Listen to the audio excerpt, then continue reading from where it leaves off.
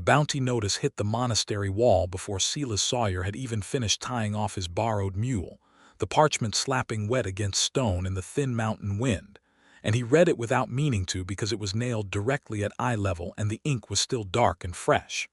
Rogash Mudborn, orc female, wanted for the murder of Constable Eddenpryce of Wstmri. 10 gold coin reward. Approach with caution. Armed and dangerous. Below the words was a rough charcoal sketch, broad cheekbones, heavy jaw, eyes that even in charcoal looked like they were measuring distance to the nearest exit. He stared at it for a moment, then pulled his hood tighter against the wind coming off the Greyveil Pass and walked into the monastery market. He had not come here for trouble. He had come because the salmon run off Cape Merle had been thinned 3 years running and a coastal fisherman with 2 broken nets, a leaking dory, and rent owed to the harbor master needed to think hard about alternatives, and alternatives in this part of the world meant the mountain trade routes. Someone in the lowland port of Duskfin had told him there was good money in hauling salted provisions up through the Greyveil for the monks who kept the pass open in winter. He had listened, sold his last barrel of dried mackerel, bought himself onto a supply wagon, and ridden 2 days up into cloud and cold to see if it was true. The monastery at Greyveil Pass was not really a monastery anymore. It was half prayer house, half market, half fortress, all crammed into a terrace cut from the cliff face where the pass flattened briefly before rising again into permanent ice. Maybe 300 people lived or traded there, monks in gray wool, merchants with mule trains, soldiers resting between postings, hunters from the high ridges, and a smattering of folk who did not seem to belong to any category and liked it that way. The market stalls were wedged between the old chapel nave and the outer wall, torches burning even at midday because the buildings blocked the pale winter sun, and the smell was incense and animal and wood smoke and brine from the salt merchants, and underneath it all, the cold clean nothing of high-altitude air. Silas was 31 years old and looked at salt-weathered, lean in the way that came from hard work rather than hunger, with the kind of hands that had hauled rope for 15 years. His face was angular and unremarkable, except for a small scar along his jaw from a hook accident at 18. He had a fisherman's patience and a fisherman's instinct for reading weather, which in this case was the weather of rooms and crowds rather than sky and sea. He was not a man who attracted attention, and he had learned to be comfortable with that. He had also learned to be comfortable alone, though if he was honest about it, and he rarely was, even with himself comfortable and happy were not the same word. He found the provisions master in a storeroom off the nave and spent 20 minutes negotiating terms. The man, Brother Aldrich, was practical and dry, and offered him less than he wanted but more than he needed. They agreed on 2 months' trial, Silas hauling freight between Duskfin and the monastery, with a small room above the east stable as part of the arrangement. It was good enough. He shook hands and went to find something to eat. He was standing at a fire-warmed bread stall in the outer courtyard, paying for a heel of dark rye, when he heard the shouting. It came from the main gate, 3 voices, male, loud, with the particular pitch of men who had worked themselves into a group certainty that they were righteous. He turned because he could not help it, the same way he always turned when something that loud happened that close. There were 4 of them, mercenary-looking, all heavy leather and road mud and weapons worn with real use, and they had a woman backed against the gate pillar with nowhere to go. She was the woman from the bounty notice. He knew it before he could think about how he knew it.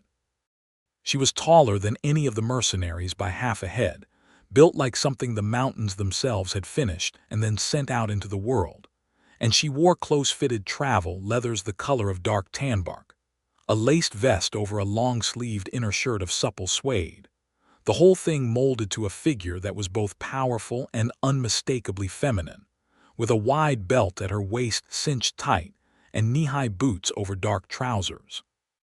Her hair was black and braided close to her skull in 3 long plaits that fell across one shoulder.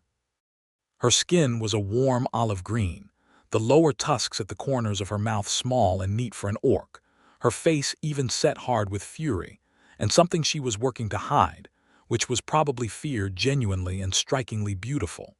Her hands were raised not in surrender, but in the way of someone who did not want to be the one to draw steel first. "Stand away," she was saying, low and controlled, which meant she was very afraid and very disciplined about not showing it. "I did not kill Eden Price." "The writ says different," said the largest mercenary, a man with a red beard and small eyes. 10 gold is 10 gold, orc, and you look exactly like the drawing. So you're going to come quiet or you're going to come bloody. Pick." "I found him dead," she said. "I reported it to the gate watch. Ask the gate watch. Gate watch in Westmere says you ran. Guilty people run. Innocent people run from men who have already decided what they want to be true." Redbeard grabbed for her wrist and she broke his grip clean and fast, just a pivot and a pull, no strike, still trying not to escalate. But the other three moved on the opening, and she was going to run out of room very fast. Silas did not make a decision exactly. It was more that his feet moved before the thinking part of him caught up, because he had been reading the situation the way he read swells, and the reading said this was going to go very badly for her very soon, and something in him found that intolerable. He walked into the space between her and the largest mercenary and held up the bread he was still holding, which he was aware was an absurd prop, but his hands needed to be visible and empty. "She's with me," he said. The mercenary looked at him the way people looked at things they could not immediately categorize. "She's wanted for murder." "She's a hired guide," Silas said, which was the first thing he could think of. "She was supposed to meet me here this morning. I've been waiting. What's the charge exactly?" "Murder of a constable in Westmere 3 days south." 3 days south, Silas said. "And she's here. And I can account for her time getting here because she was hired to bring a freight manifest from Duskfen, which I can show you because it has both our names on it." He did not have a freight manifest. He had the agreement with Brother Aldrich and a rye loaf. Behind him, the woman said nothing, which told him she was smart enough to recognize a lifeline when it was thrown. "Show it then," Redbeard said. "It's in the provisions office," Silas said, "with Brother Aldrich. Come with me and we'll settle this properly." He looked at the woman. "Rogash, let's go." She fell in beside him without a word, and they walked back across the courtyard with 4 armed mercenaries behind them, and Silas's heart hammering so hard he was certain she could hear it. Brother Aldrich was still in his storeroom, which was lucky. Silas leaned in and said, quietly and quickly, "Brother, I need a favor. These men have a grievance against my associate. Can you confirm that she was part of my supply arrangement?" Aldrich looked at the mercenaries, looked at Rogash, looked at Silas.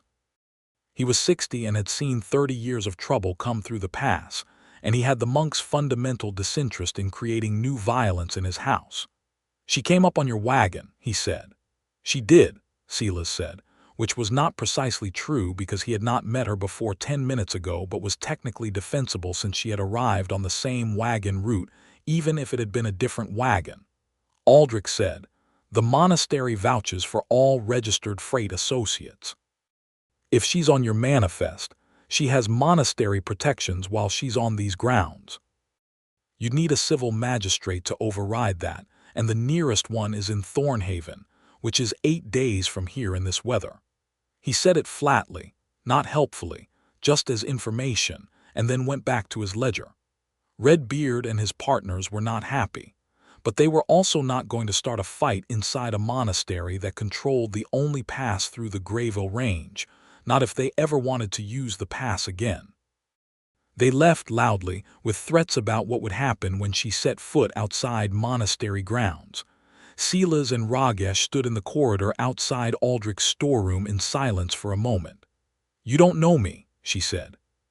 She was looking at him with an expression that was careful and measuring and searching all at once. "No," he said. "You read that notice. I saw you at the gate." "I did." "Then why?" It was not quite a question. He thought about it honestly. "Because 4 against 1 is not a fair accounting of anything," he said. "And because you said you didn't do it, and the way you said it sounded like the truth." She studied him for a long moment. She was very close because the corridor was narrow, and he was very aware of how much of the space she filled, not uncomfortably, but unmistakably. "Silas Sawyer," he said, and offered his hand because he did not know what else to offer. She looked at the hand. Then she took it. Her grip was firm and warm, and she held just a half-second longer than a handshake strictly required. "Rogash Mudborn," she said, "and I did not kill Eden Price." "Tell me what happened," he said. She told him that evening over a shared pot of stew in the corner of the monastery refectory. Her voice kept low and her eyes moving to the door every time someone new entered, which Silas noted and did not comment on. She had been traveling alone for 6 weeks. Her clan, the Mudborn, a small river valley clan in the lowlands a day east of Westmere, had been broken apart 4 months ago in a territorial dispute with a larger human-aligned militia. Not a fair fight, not a war, more of an expulsion with enough violence attached to make the point. She was the youngest of the senior hunters, 26 years old, and she had been out scouting when they hit the camp. By the time she came back, there was nothing to come back to. She said this without flinching, but she said it once and did not say it again, and he understood that the flinch was just happening somewhere she was not going to let him see. She had been moving north, looking for work, looking for other surviving clan members, looking for something without a name yet. Westmere was a stop for provisions. Eden Price was a constable she had passed twice on the main road and spoken to once when he demanded to see her papers, which she had. He was alive the last time she saw him. When she came back through the lane behind the market hall an hour later, he was on the ground with his head caved in, and she was the only person visible. She had frozen for exactly the wrong amount of time before running, and someone had seen her running, and the rest of it had assembled itself into a story that fit the bounty notice. "Someone killed him," Silas said, "and it wasn't you." "Someone killed him," she agreed, "and whoever it was had about an hour and a half and a convenient orc to point at." "You know who?" She wrapped both hands around her mug. Her fingers were long and her knuckles were scarred in the way that meant real use, not brawling. "I have a thought," she said. "There's a man named Corvin Teller. He was Price's sergeant before Price took the constable posting. Word in Westmere was that Price found something in the garrison accounts that Teller didn't want found. I heard this from a woman who sold bread near the garrison gate. And Teller sent those 4. Teller hired them, I think. Easier than investigating a constable's murder if the killer is already caught and hanged." Silas ate his stew and thought, "Where is Teller now?" "Still in Westmere." "He has 40 men and the garrison." She looked at him with those measuring eyes. "Why are you asking like you're going to do something about it?" "I'm trying to understand the shape of the problem," he said. "The shape of the problem," she repeated, and something shifted in her expression, not quite a smile but a softening. "You are a strange man, Silas Sawyer." "I'm a fisherman," he said. "We spend a lot of time reading the shape of things." She was quiet for a moment. Then, "Why are you here, at the pass?" He told her the thin runs, the broken nets, the harbor master, the provisions deal.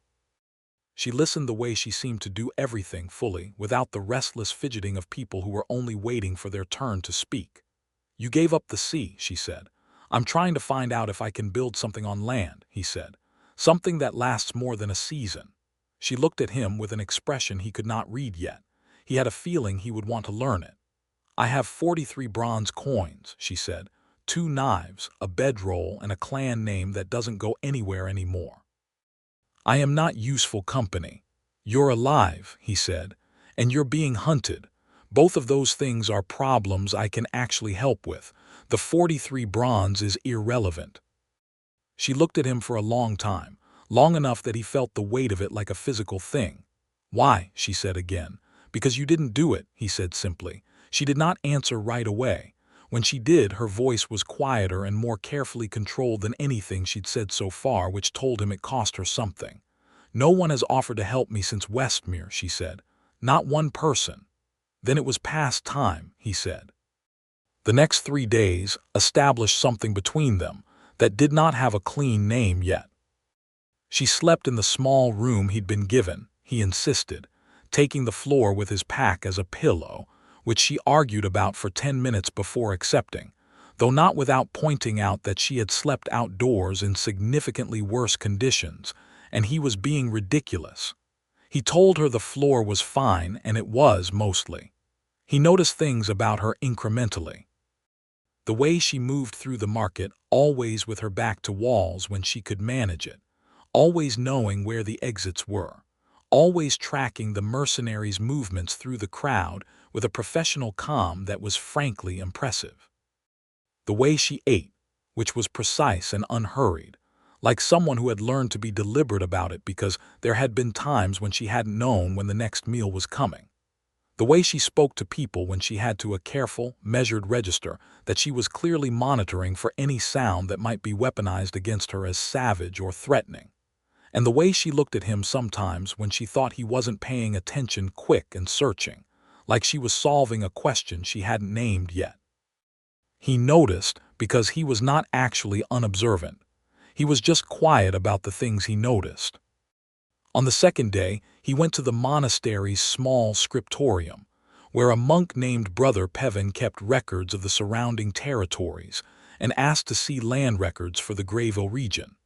Pevin was happy to oblige, since most people did not ask about land records and he found them thrilling. There was, it turned out, a parcel of land at the base of the pass on the eastern side, 30 acres of flat, sheltered valley floor that the monastery had held as agricultural land, until a rockslide 15 years ago had rerouted the drainage and made the old tenants leave. It had been unclaimed since. The monastery technically held it but had not worked it. With the new drainage it was probably farmable again, or at least buildable on. The monastery would deed it for a modest fee and an agreement to supply provisions to the pass at a fair market rate for 5 years. He sat with that information for a day. On the third evening, Rogash came back from washing at the water troughs with her braids damp and her expression different from usual, less guarded, more tired in the way that was actually honest. She sat on the edge of the bed and looked at the floor and said, "2 of them are still here. The mercenaries, I saw them in the south corridor." "I know," he said. "They're waiting for you to leave. I cannot stay inside monastery walls forever." "No," he said. He was quiet for a moment. "I want to show you something tomorrow if you're willing." She looked at him. "What sort of something?" "A piece of ground," he said. She tilted her head, the wariness settling back in. "Why?" "Because you need somewhere to not be hunted," he said, "and I think I might have found it." She was quiet. Then, "Show me tomorrow." In the morning they went out through the east gate on the monastery's small side track, which was not the main pass road and therefore unlikely to be watched by men expecting her to take the main road. The track wound down the cliff face in switchbacks and then flattened into the sheltered valley below, where the old rockslide debris had grown over with scrub and low pine, and the rerouted stream ran bright and cold between stone banks. The land was rough but not inhospitable. The valley faced south, catching whatever pale winter sun the mountains allowed. The old foundations of the tenants' buildings were still there under the snow, solid stone that had not gone anywhere. The stream was clean. The valley walls cut the wind. Rogash stood in the middle of it and turned slowly, reading it the way she read everything, fully, practically, assessing. Her breath made clouds in the cold air. She was very still for a long time. "It's good ground," she said finally. "I think so." "What are you saying, Silas?"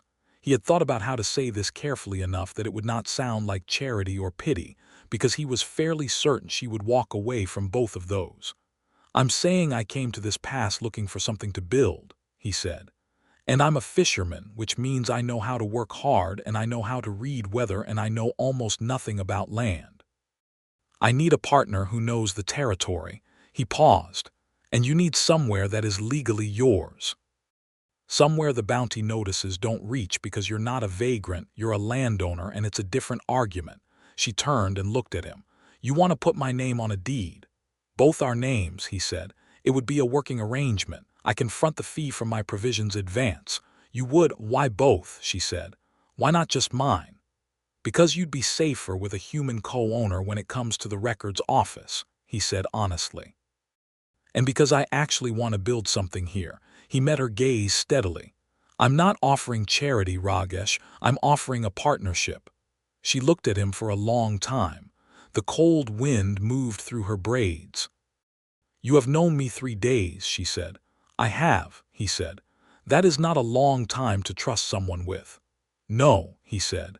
But I have spent 15 years reading swells in bad weather and deciding in 30 seconds whether to trust them or not, and I am very rarely wrong. Something moved in her expression. She turned back to the valley, looking at it again, and he could see her turning it over, what it would mean, what it could mean, what it cost her to want something like this when everything she'd ever been part of had been taken away. My clan's name was Mudborn, she said, not looking at him. It came from the river Mud. My grandfather's people lived on the river Delta. It was their home. The name was a point of pride. She paused. I am the last one who still uses it. He said nothing because there was nothing to say to that. If you file this deed, she said, and I am on it, if there is a constable or a magistrate who challenges it, what then? Then I argue it, he said, loudly and at length in whatever hall requires it. She turned to face him. You are a fisherman who has argued with harbor masters, tidrite councils, and at least 2 justices of the coast, he said. I am better at it than I look. That almost got a smile. Not quite, but the edges of her mouth moved. She looked out at the valley again. File the deed, she said, both names. Then quieter. Thank you, Silas Sawyer. Thank me when it's done, he said. It took 2 days to arrange. Brother Peven was delighted by the paperwork, which confirmed Silas's theory that the man had missed his calling as a land registrar. The monastery's abbot, a small round man named Father Tobrin, reviewed the arrangement and approved it without much comment, which suggested he was simply glad to have the fallow land generating some kind of economic return. The fee came out of Silas's provisions advance and hurt, but not fatally. At the end of the 2nd day, Brother Peven produced a folded piece of heavy parchment, pressed the monastery seal into wax at the bottom, and handed it to Silas. Deed of title, Greyveil East Valley 30 ACRES, recorded and witnessed this day. Registered to Silas Sawyer and Rogash Mudborn equal SHARES in perpetuity. Both their names, black ink, monastery seal. Legal and binding under the charter of Greyveil Pass, which was recognized by 3 separate lowland jurisdictions and the High Road Council. He brought it to the room where she was sitting on the floor, sharpening one of her knives with a small whetstone, and set it in front of her. She picked it up and read it. He watched her face, which was very controlled and then was not. She read it twice, and on the second reading something shifted in her expression. Some wall that had been up since he met her, that he had been seeing without quite knowing what it was, came down just slightly.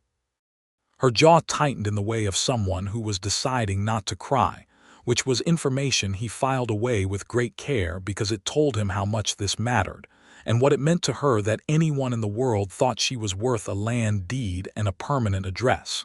She looked up at him. This is real, she said. It is real, he said. She held it for another moment, then set it down carefully on the floor beside her.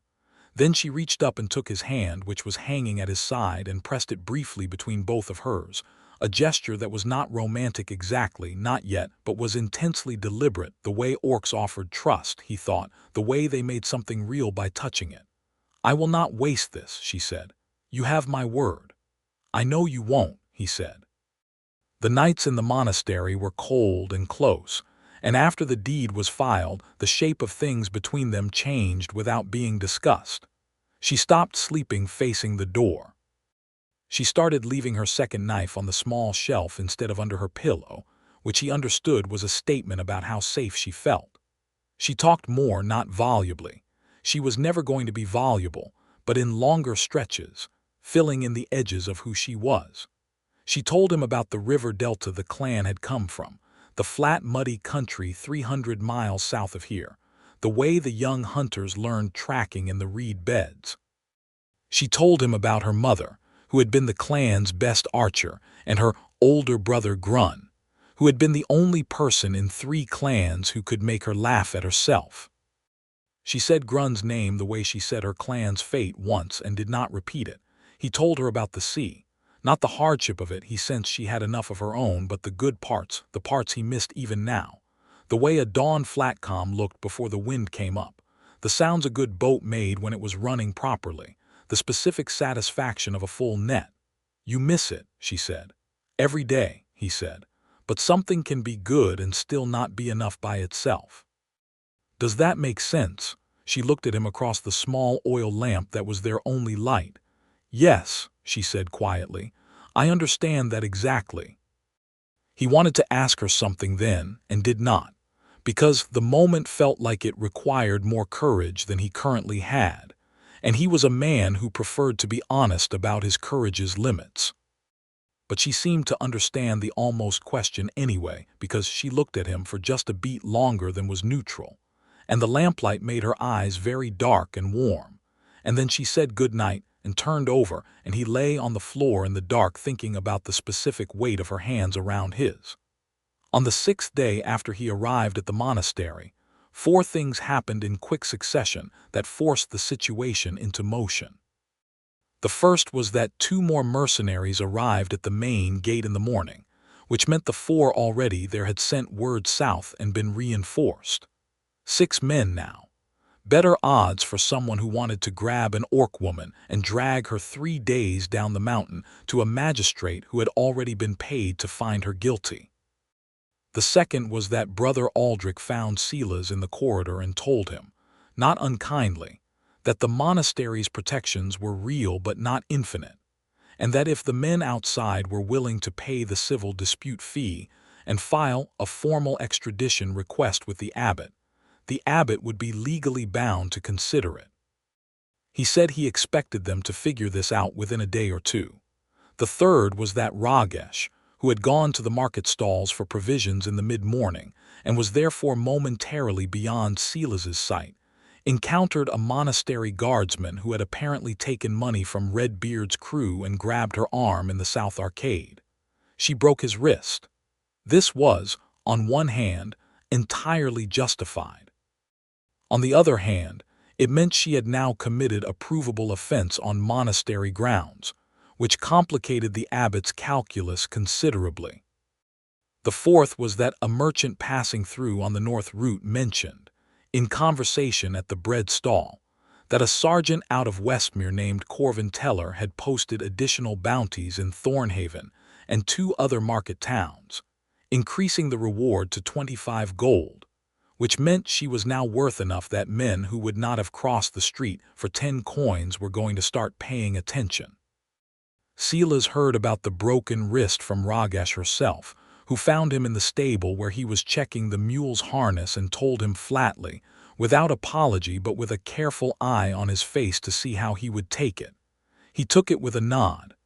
Did he let go? He said. Immediately, she said. Good, he said. We need to move tonight.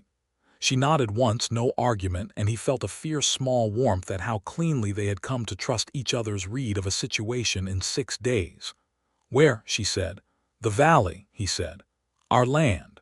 The deed makes it ours, and the monastery's protection follows land-registered persons on their own deeded property. I asked Pevin, and he confirmed it. If we're on the deed land, they need a magistrate to touch us, and the nearest one is 8 days away. It's winter, she said. The valley floor in winter, I know, he said. I've been talking to the monks about what's in the east storage. There's enough. We go down tonight and set up what we can before the worst of it comes. She was quiet for a moment then. The valley needs work before spring if we want it productive by summer.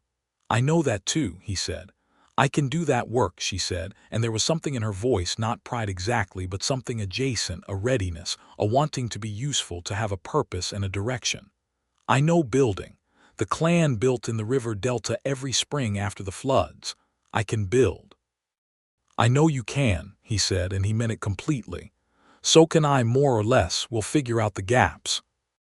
They packed quietly in the afternoon, taking only what could be carried without drawing attention: food, tools, the bedroll, the small oil lamp, rope, a hatchet, and the folded deed in an oilskin wrapper deep in Silas's pack. As the sun dropped and the temperature plunged and the monastery's population retreated indoors to the warmth of the refectory and chapel, Silas and Rogash slipped out through the east gate in the dark and started down the switchback track. She moved through the dark mountain trail without a light. Her night vision was considerably better than his, a fact she acknowledged without making a production of it, taking his hand on the darkest sections of the track and guiding him around the places where ice had formed on the stone. He was very aware of her hand in his, the warmth of it, the sure and careful grip. She did not let go until the trail widened and the moonlight found them through a gap in the trees, and even then she seemed to do it slowly, deliberately, in the way of someone choosing to let go rather than simply doing so. The valley at night was black and silver and very quiet.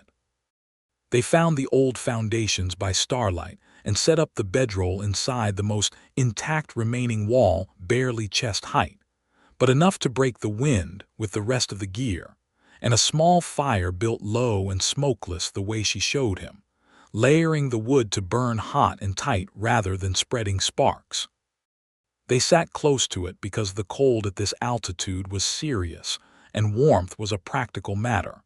And in the firelight she was very close and very real, and the valley was very silent, and it all had a quality that he had no word for, not peace exactly, because the situation was not peaceful, but something like the feeling of being exactly where you were supposed to be. "Tell me something true," she said, not looking at him, looking at the fire. "About what?" "About you, something that cost you something to say." He thought about it. "I have been alone for a long time," he said. "Not because anyone put me there. I had a woman in Duskfen 4 years ago. It didn't last because I was always going back to sea and she eventually married someone who stayed. That was fair. But after that I stopped trying, not because I gave up, just because." He stopped. "Because it felt like wanting something just to lose it. And losing things hurts more when you're at sea, because there is nowhere to put the hurt except overboard, and it just comes back with the tide." She was quiet for a moment. Then she turned and looked at him, and he looked back, and the fire was between them and around them, and she said, "I stopped believing in staying. After the clan, I thought, what is the use of building anything? It gets broken." She paused. "But I am sitting on ground with my name on the deed, and that is—" She stopped. "That is new," she said. "It feels new." "Good new or bad new?" he asked. "Terrifying new," she said. Then very softly, "Good new." He did not say anything because he thought saying something would make her put the wall back up, and she was right there on the other side of the fire with her eyes warm and her braids loose where the high ties had come undone on the walk down, and the moment felt like something that could break if he was careless with it. After a while she said, "We should sleep. I want to look at the east foundation at first light." "Right," he said. They slept on either side of the fire, close enough for warmth, and he lay awake for a while listening to the valley quiet and the fire settle and her breathing slow into sleep, and thought, "This is the shape of something. I do not know what yet. But this is the shape of something."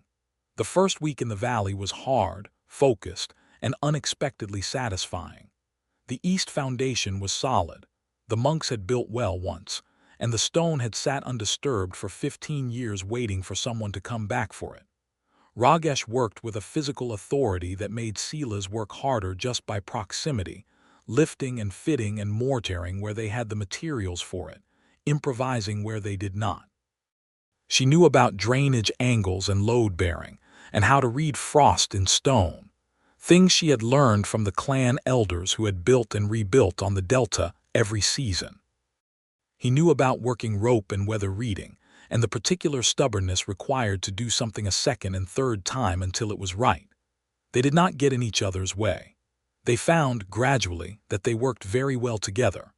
By the end of the first week they had a low shelter, more a reinforced ruin than a house, but watertight enough with a proper fire pit and a smoke channel cut through the old wall. The stream gave them water.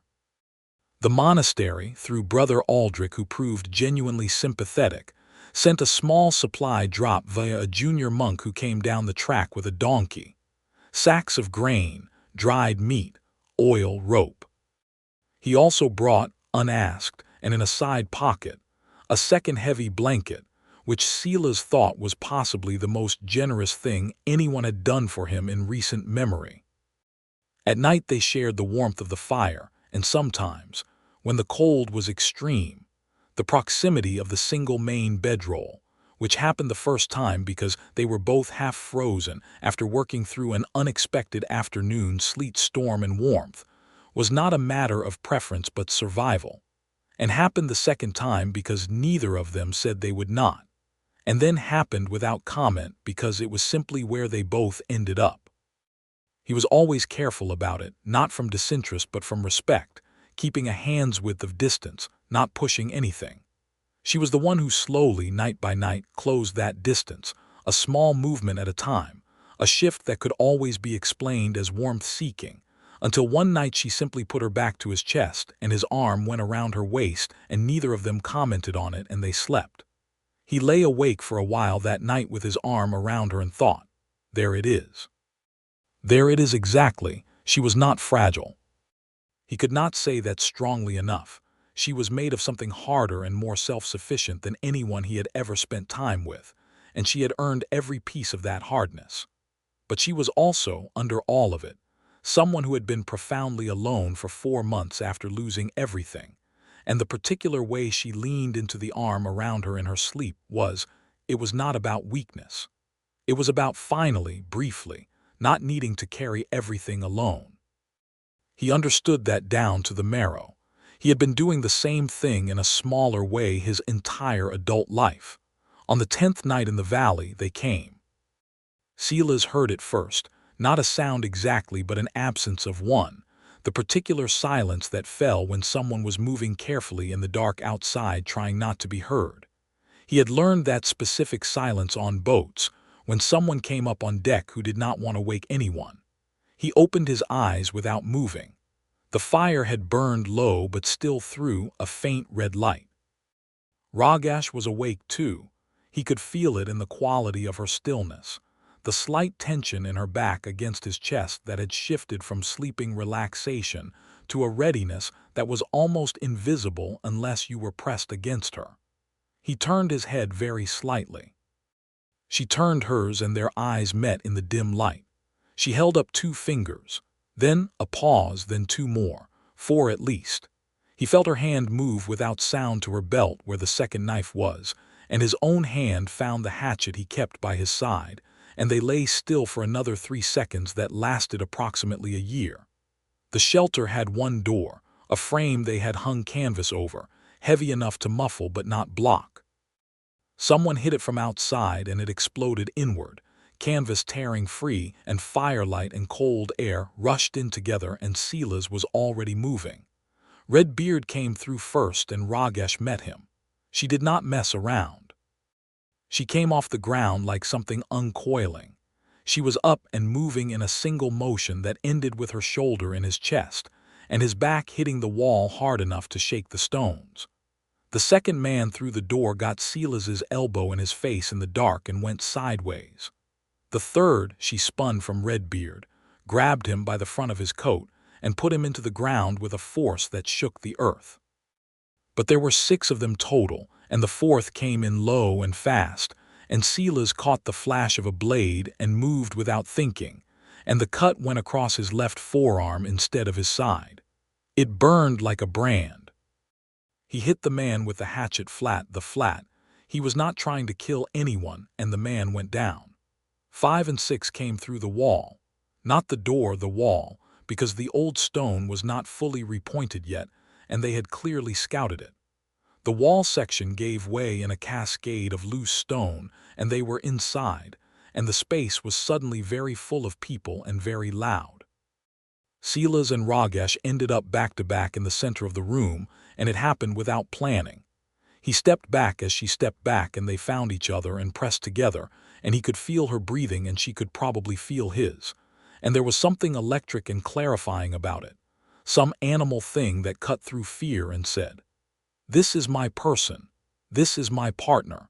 I know where she is and she knows where I am, and that is enough." Redbeard recovered and came again, angrier now, and Rogash dropped him with a strike that started at her hip and ended at his jaw, and he was not getting up for some time. One of the wallmen had a torch and waved it at her face. She caught his wrist, turned it, and the torch dropped to the dirt floor. Silas kicked it toward the wall where it could not catch anything. The fourth man, the one he had hit with the hatchet, was trying to get up, and Silas stepped on his weapon hand and said, loudly and clearly, "Stay down." It ended not with a dramatic final blow, but with the sudden realization among the 3 still standing mercenaries that 4 of their number were on the ground, and the 2 people facing them were breathing hard but absolutely not done. There was a specific moment when a fight turns, when the people who started it look at each other and silently agree that the math has changed. Silas saw it happen. The 3 men who could still stand backed toward the ruined wall and went through it into the dark and ran. Silence came back into the shelter like water filling a space. They stood in the wreckage of the wall, back to back, both breathing hard, and then Rogash turned and looked at his arm where the cut was bleeding freely and made a sound low in her throat that was not quite a word. "I'm fine," he said. "You are not fine, you are bleeding significantly," she said, and she was already moving him toward the firelight, taking his arm with both hands, and her voice had something in it, something urgent and unguarded in a way he had not heard yet, something that said she was rattled not by the fight but by the sight of his blood. She cleaned the cut and bound it with strips torn from her undershirt, working with quick, precise hands. Redbeard and 2 others were still unconscious on the floor. She went to each one, removed their weapons efficiently, and stacked them in the corner. Then she came back to where he was sitting and looked at him. "Are you hurt anywhere else?" she said. "No," he said. "You? No." She sat down close to him, very close, directly beside him, close enough that her arm was against his. He could feel that she was still wound tight, the fight readiness draining slowly. He turned and looked at her face in the firelight, which was flushed with exertion and something else, something open in a way the controlled daytime Rogash kept carefully shut. "Thank you," she said, "for not running." "Where would I go?" he said. "This is my land." That surprised a laugh out of her, sudden, real, unguarded, and the sound of it was so unlike anything he had heard from her before that he found himself smiling too. And then they were both laughing, half hysterical the way people got after something had almost gone very wrong and hadn't, leaning against each other in the wreckage of their shelter with 3 unconscious men on the floor and snow coming in through the broken wall. And it was, absurdly, one of the best moments he could remember in years. When the laughing died, she was still leaning against him, and neither of them moved away. He turned his head and she was right there, close enough that he could see the firelight moving in her eyes, and he thought, "There is something I need to say before I lose my nerve." "Rogash," he said. "Silas," she said, and her voice was soft. "I think I am falling very thoroughly in love with you," he said.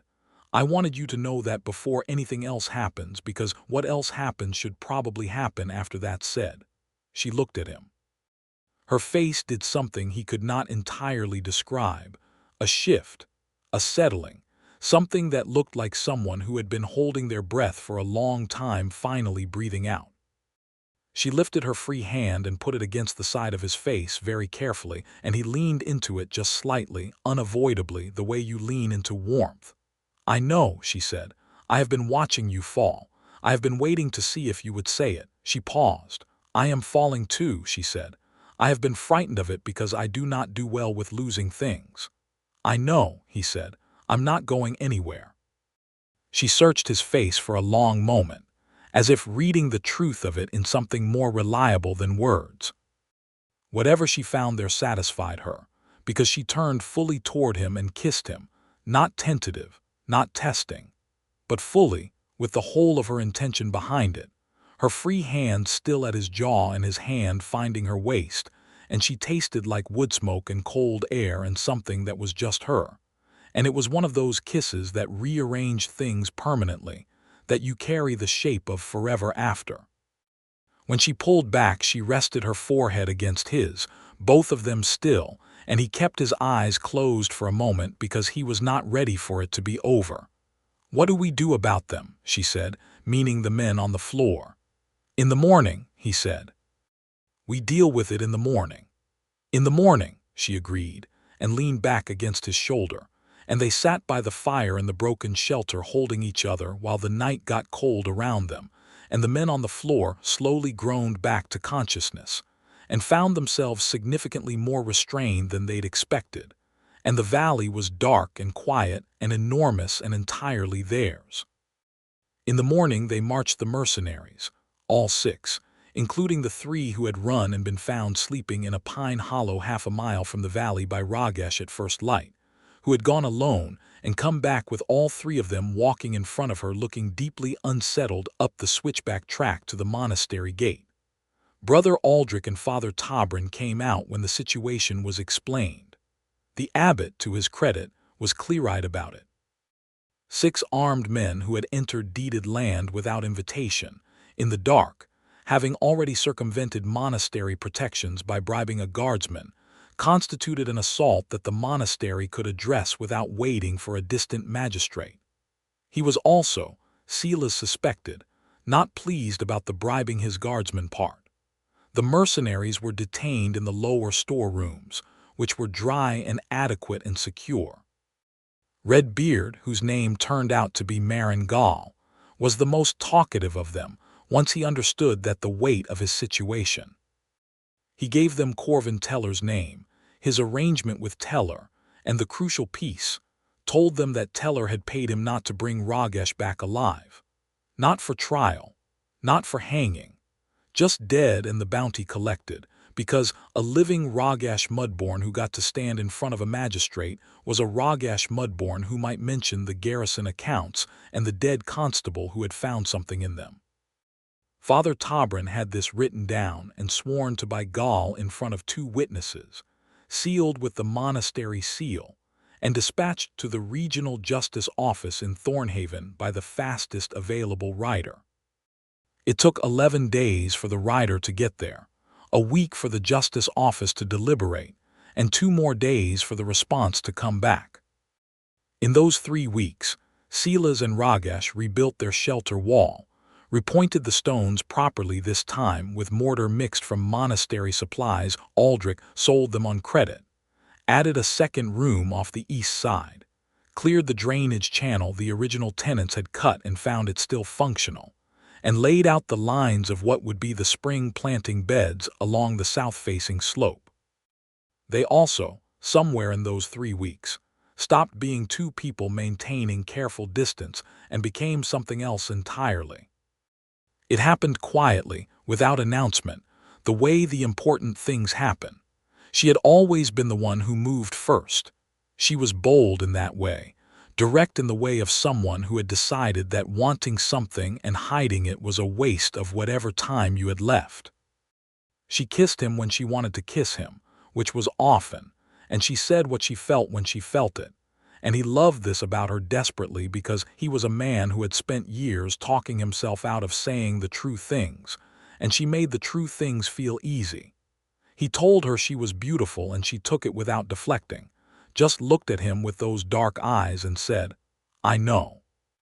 I am also excellent with stone mortar ratios, and I can field dress a deer in 20 minutes. You have chosen well." He laughed so hard he had to set down the trowel he was holding. She told him, one evening when they were sitting on the east wall watching the moon come up over the pass, that she had never in her life felt safe with another person the way she felt safe with him, and that it was not the same as feeling safe with the clan, which was the safety of numbers and shared blood, but something different, smaller and larger at the same time, something that lived in the specific knowledge that this particular person saw her and stayed. He did not have words for what that did to him, so he put his arm around her and pulled her close, and she put her head against his shoulder, and they watched the moon together until the cold drove them inside. He learned her, in the deep way that comes from living close with someone through difficult things, her silences, which were never empty but always full of something she was processing, her humor, which was dry and sudden and landed perfectly. Her occasional anger, which was clean and quick and never held not at him. Her tenderness, which she kept carefully controlled in public and showed him fully in private. In the careful way she tended his cut arm every day until it healed. In the way she always seemed to know when he needed quiet and when he needed her to talk. She learned him too. She learned that he did his best thinking with his hands moving. So she stopped being puzzled when he started building something when he was worried, and just let him build and waited for the thought to come out. She learned that he was not easily startled, but was deeply bothered by injustice in a particular way that was less anger and more an almost physical discomfort. And she found this endearing in a way she once told him made no sense because it was also extremely inconvenient. He asked her when it had been inconvenient, and she pointed to the monastery courtyard and the bounty notice and said, "Precisely then, from the very first moment." He pointed out that the inconvenience had worked in her favor. She conceded the point with enormous grace. She also learned that he wanted her, genuinely and deeply, and that knowing she was wanted not for what she was in abstract, not as something exotic or powerful or frightening, but as herself, specifically, Rogash Mudborn of no clan and uncertain future, with stone mortar on her hands and braids that needed retying. That particular wanting was the thing that undid her the most completely.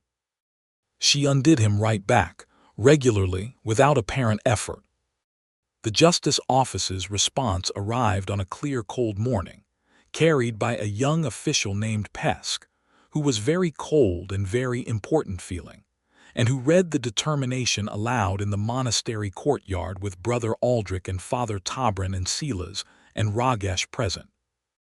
The determination found that the evidence provided, Gall's sworn statement, supported by documentation from the Westmere Gate Watch who had been separately interviewed, and had confirmed that Rogash Mudborn had reported finding the body, not fled from a crime she was committing, was sufficient to clear the outstanding warrant. It further found that Sergeant Corvin Teller of Westmere had conspired in the bribery of witnesses and the wrongful filing of a capital bounty, which were serious enough offenses to open a formal investigation into Teller's conduct, including the matter of the garrison accounts that had allegedly led to Eden Price's murder. Teller was being summoned to Thornhaven for review. The Regional Justice Office wished to note that the evidence had been presented through the Greyveil Monastery, which was commended for its thorough record-keeping. Pesk handed Rogash a folded document, the cleared warrant, stamped and official, and said, without particular warmth but without prejudice either, "You are no longer wanted, mistress." She took the document and looked at it and did not look up for a long moment. Silas was watching her. He saw her jaw work once, the same movement he'd seen when she read the deed for the first time, and he knew what it meant, and he was grateful they were standing outside in public, because it made it easier for her to maintain the composure she needed to maintain. She folded the document and looked up and said, "Thank you," to Pesk, who nodded and went inside for warming food. Then she turned to Silas and looked at him. He said nothing because he did not need to. She crossed the space between them, 3 steps in the monastery courtyard, with Aldrich and Tobrin nearby and 2 or 3 monks passing through, and put both hands against his face and kissed him in the cold open morning air, unhurried and complete, the way she had kissed him the night of the fight, with her whole intention behind it, not caring who saw it or what they thought of it, and he put his arms around her and kissed her back with everything he had. Aldrich, when they separated, was examining the sky with great interest. Tobrin was smiling with the serene pleasure of a man who found human and orc connection professionally meaningful. "That's done then," Silas said, slightly breathless. "That's done," she agreed. Her hands were still at his jaw. She was smiling fully, openly, the smile he had been working toward since the day he met her and had now seen enough times to know its exact shape, and the way it transformed her face from beautiful to incandescent. "Now we go build something." They went back to the valley that afternoon. The following weeks were a kind of joy that Silas had not known enough to want before he had it. They were working weeks hard, physical, early morning to dark weeks. But there was something in the work that felt profoundly different from the work he had done alone on the water. It had direction. It had a partner. It had, at the end of every cold evening, the warmth of the shelter and the fire in her. They planned the spring in detail, sitting with the valley map Silas had sketched on a piece of Brother Peven's parchment, arguing cheerfully about crop rows and water channeling, and whether the east slope would support rye or needed one more season to recover. She was right about most of the practical matters and gracious enough not to make a production of it. He was right about structural things, the roof line, the drainage angles, where the main beam needed to go, and she was right enough to tell him so, which was not nothing. He sent a letter to Duskfin settling his arrangements there. There was not much to settle, a few stored tools, a debt to the harbor master that he paid off with the last of his provisions pay, a letter to the fisherman who'd been lending his dory saying the dory was welcome to be claimed permanently. He felt the sea in him as he wrote it, the pull of it, and he acknowledged it and set it aside. It did not go away entirely, he suspected it never would, but it lived alongside everything else now rather than being the whole of the thing. Rogash sent no letters. There was no one to send them to. But she began, quietly, to use the valley the way people use places that are genuinely theirs, not just working it but inhabiting it, knowing its moods and its sounds, learning where the deer came down to the stream at dusk, and where the wind collected ice in the lowest part of the north wall, and where the morning sun hit first in the eastern clearing. She was beautiful in it, he thought, in the way that things are beautiful when they are entirely themselves. One evening in the last thin days of winter, when the first suggestion of spring was in the ground, not the air, not yet, but the ground, which the orc farmers apparently read differently from the human ones. She was sitting by the fire braiding her hair back in the tight plaits she wore for work, and he was mending a harness strap, and they were talking about nothing specific, the easy conversation of people who had run out of the need to perform for each other, and she said without particular lead-up, "I want to stay here with you permanently." He looked up from the harness. "You're on the deed," he said. "You're already permanent." "I know," she said. "I am not talking about the deed." She met his eyes across the fire, direct as always. "I am talking about you. I want this to be what it is. I am not interested in it being temporary or ambiguous or something we haven't said." He set the harness strap down. "Then let me say it," he said. "I want you to stay. I want you with me. I want whatever this is, I want it to be the thing I come home to and the thing I leave from and the thing I am building toward. All of it." He paused. "Is that clear enough?" She tilted her head just slightly. "Almost," she said. "Say that you want me specifically." "I want you," he said, "specifically, completely. You, Rogash Mudborn, with your knives and your braids and your absolutely infuriating habit of being right about drainage." She laughed, and it was the good laugh, the full one. And then she crossed the fire, just stepped directly over it the way she sometimes did when she was impatient with going around things, and sat down against him, her back to his chest, his arms coming around her, and she put her hands over his and said, "This is an orc claiming, you understand? I am claiming you. You don't get to be claimed and then change your mind." "I understand," he said. "Good," she said, and turned in his arms and looked at him very close, and he looked at her, and she was warm and real, and the firelight made her eyes extraordinary, and he kissed her. This time he led, which she had been waiting for him to do more often, and she kissed him back, and the harness strap and the braid ties, and the valley map stayed on the floor untended for a very long time. What followed was not dramatic. It was quiet and warm and entirely, unhurriedly theirs, the shelter a small world, the fire low and gold, her braids loose across his shoulder, his hand tracing the line of her jaw in the dark. She was tender in a way that surprised him every time, this woman who could drop a man twice her weight with a pivot and a push. She was gentle with him in a way that felt like a gift she was choosing to give, something she did not give generally. He tried to deserve it, and she seemed to think he did. Afterward she lay with her head on his chest, and he could feel her breathing and the weight of her against him, and the extraordinary luck of it. That was what he kept coming back to. The extraordinary luck.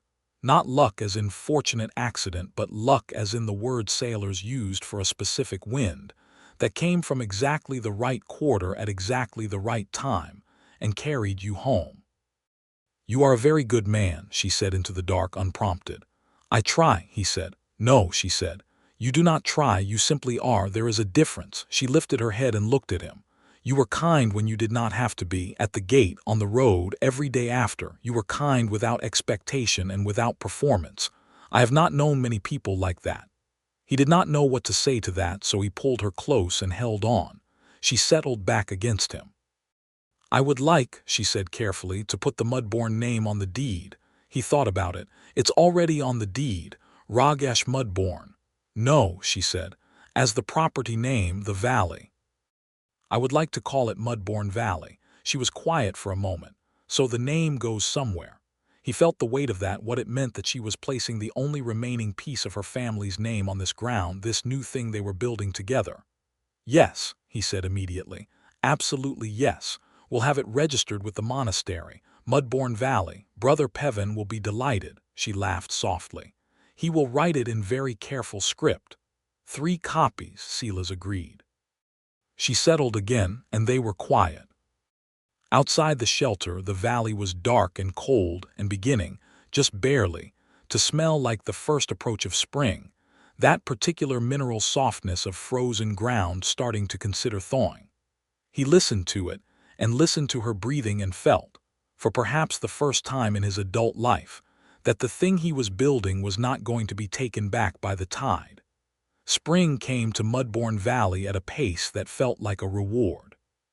The moment the ground softened enough to work, Rogash had lines staked and seeds planned with the precision of someone who had been carrying it in her head all winter.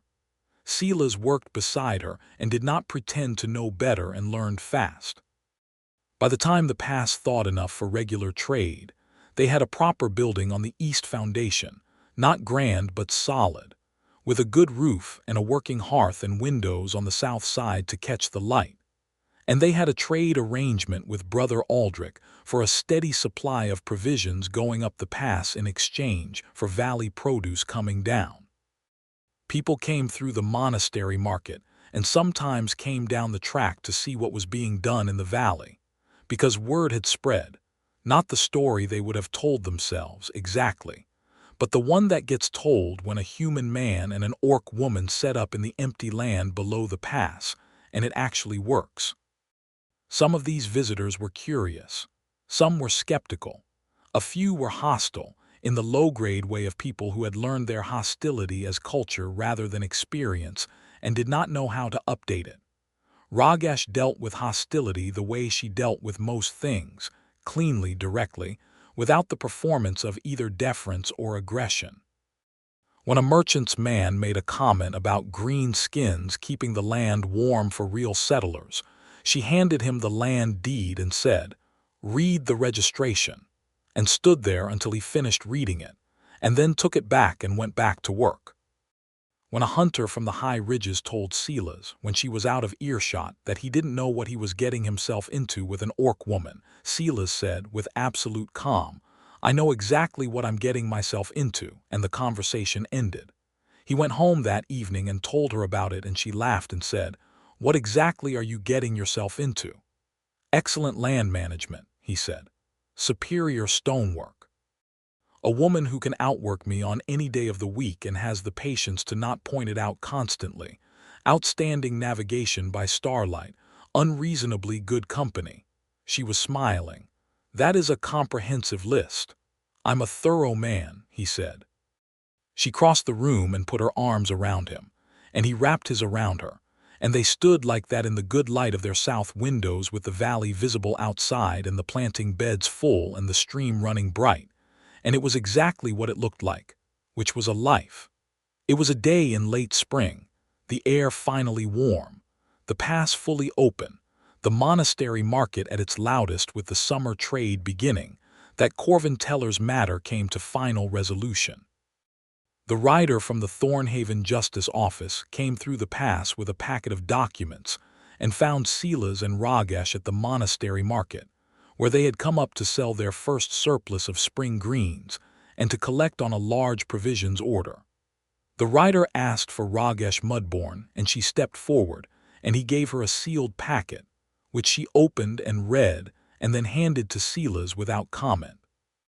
Corvin Teller had been found guilty of the murder of Constable Eden Price, based on the testimony of 3 garrison men who, when faced with the weight of a justice investigation, proved considerably more honest than they had been when Teller was their commanding officer. He had been stripped of rank and remanded for sentencing. The investigation into the garrison accounts had revealed significant misappropriation, enough that the Westmere Harbor Authority was reviewing its entire garrison contract. Eden Price, the document noted, had been an honest constable who had tried to do the right thing and paid for it, and his record was being formally cleared. And Rogash Mudborn was fully, unambiguously, and permanently exonerated. Not just the warrant cleared, which had already happened, but the full record set straight, with the Justice Office notation that the initial bounty had been filed fraudulently, and that she bore no liability for any events in Westmere. She read it again. Then she folded it very carefully and put it in the inner pocket of her vest, close against her chest, and looked at the open sky above the monastery courtyard, the same sky that had been cold and close and threatening the first day he had seen her backed against the gate pillar and breathed in, long and slow. He stood beside her and did not say anything. She turned and looked at him, and her expression was one he had never seen before, not the controlled daytime face, not the warm private face, but something more stripped down than either, just purely and honestly glad. "It's done," she said. "It's done," he said. She laughed. Not the careful laugh she used in public, not even the full laugh she used with him at home, but something that started there and kept going, bright and real and surprised by itself. And he started laughing too, because she was laughing, and the morning was warm, and the injustice that had chased her 6 weeks down from a river delta and up a mountain pass in winter was over, and she was free and standing on her own deeded land with her name registered, and the man who loved her right next to her. They stood there in the monastery courtyard, laughing together in the wreckage of everything that had tried to break her, and it was one of those moments that does not have a better word than joy. When the laughing settled, she put her hand in his, not the urgent grip of a dangerous knight, not the deliberate claiming gesture, just her hand in his, easy and certain and utterly at home there. "Let's go back," she said. "We have a planting to finish." "We do," he said, and they walked out through the east gate together. The track wound down the cliff face in its familiar switchbacks, and below it the valley was full of spring green, and the stream caught the late morning light in pieces and scattered it everywhere, and the building on the east foundation stood solid and good under the south windows, and the planting beds were laid out along the slope in long straight lines that would be full by summer. Mudborn Valley, their land, both their names on the deed. He was holding her hand, and she was holding his, and she said, without looking at him, in the easy voice of someone thinking out loud, "I want to add a second roof line on the north side before the summer rains." "I know," he said. "I've been thinking about the beam angle." "I was right about the beam angle," she said. "You were," he said. "You're very often right about structural things." "I am always right about structural things," she said. "You are always right about structural things," he agreed. She turned her head and smiled at him sideways, and he smiled back, and they walked down into the valley that was theirs, warm, bright, impossible, earned together.